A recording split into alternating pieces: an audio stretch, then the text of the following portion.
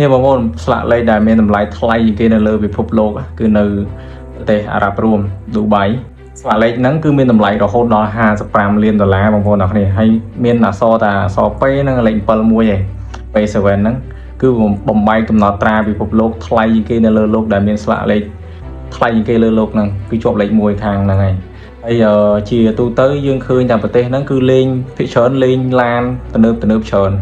បាទឡានថ្លៃឡានអីចឹងទៅប៉ុន្តែយើងមើលទៅគឺឃើញតែវាថ្លៃប៉ុន្តែស្រុកគេវាធម្មតាទៅហើយឡានថ្លៃហ្នឹងហើយដែលគេលេងស្រុកគេហ្នឹងគឺគេលេងស្លាកលេខជាប្រភេទស្លាកលេខតម្លៃដូចជាថ្ងៃមុនមកដល់ស្រុកខ្មែរមួយដែរ Rolls Royce បាទ Rolls Royce មួយគ្រឿងហ្នឹងគឺពាក់ស្លាកលេខ1ឯងបាទស្លាកលេខវាគឺលេខ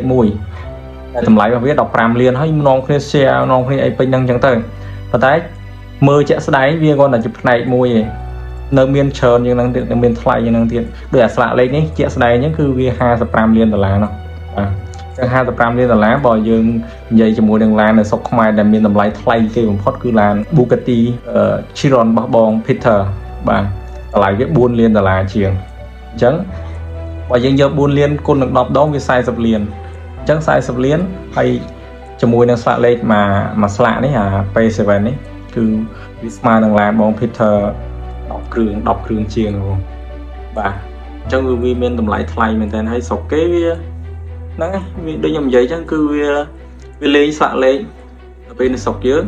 វាច្រើនយើងលេងឡានយើងលេងស្លាកលេខឯងស្លាកលេខយើងដាក់ធម្មតាអញ្ចឹងទៅកម្ពុជាធម្មតាអញ្ចឹងទៅស្រុកគេអត់ទេឡានអាណាទំនើបអីហ្នឹងចេញមកថ្មីហ្នឹងយកទៅដាក់វាខ្សាច់ប៉ុណ្ណឹងគ្នាហ្នឹងហើយផ្ទះមួយឧទាហរណ៍ថាផ្ទះមួយអញ្ចឹងមានឡាន2 គ្រឿងឬក៏3 គ្រឿងតាមខ្ញុំមើលណា2 គ្រឿងឬក៏3 គ្រឿងស្លាកលេខគឺដូចគ្នាហ្មង